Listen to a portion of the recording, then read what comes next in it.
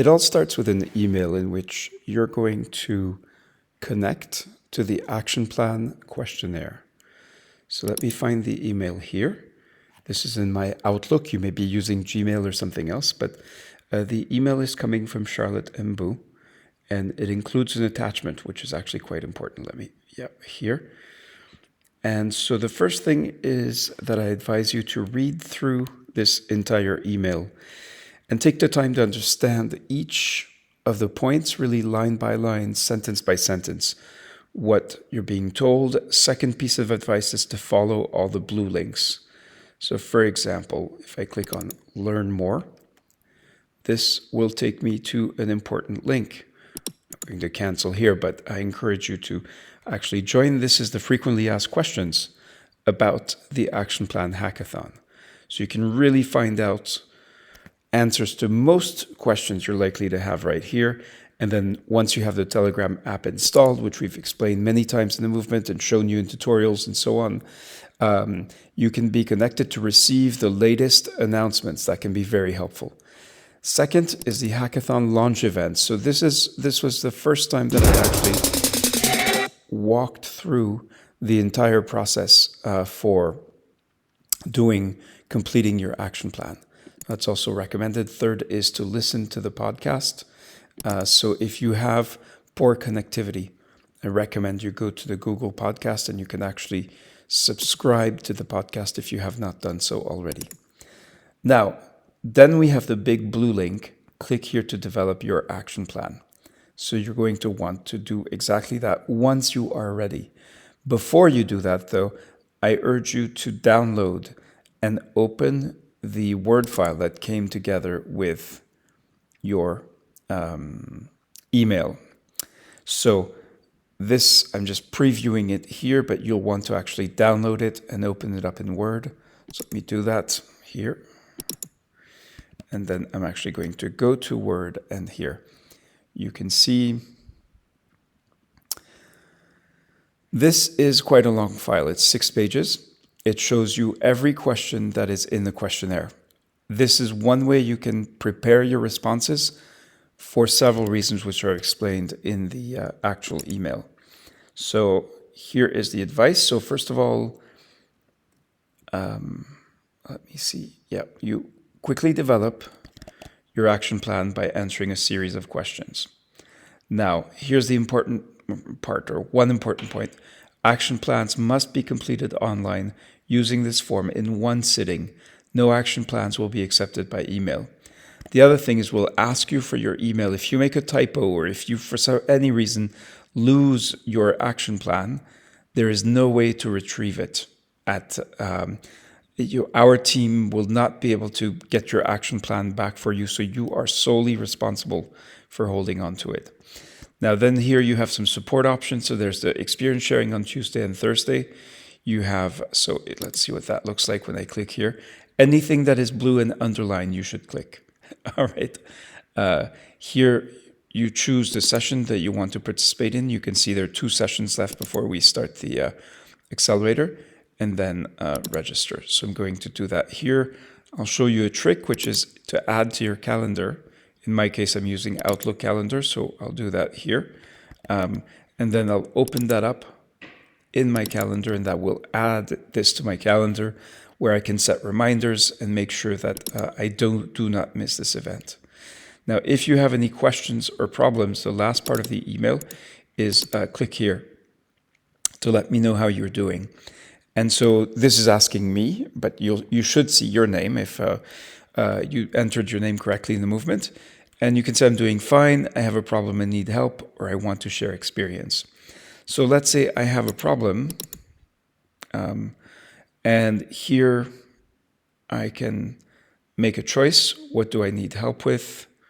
And let's say I do not know what I am supposed to do.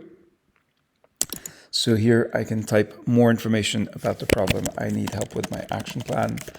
And here the answer would be, well, go view these tutorials. This is the first of a series. And here you can click here to access the video tutorials and slide decks. You can recover your password. So this is for the learning dashboard on learning.foundation. You click OK, I understand. Here is also, so you can see this is quite interactive. It also suggests that I listen to the podcast. And you can see here the links, the underlined are also links. So I can go to the Full Learning Cycle podcast and subscribe, which is a very simple, easy way to actually receive all the content, like this tutorial. You cannot see the images because it's audio only, but it is a lot cheaper in terms of bandwidth. So if you have poor connectivity, this is a recommended approach.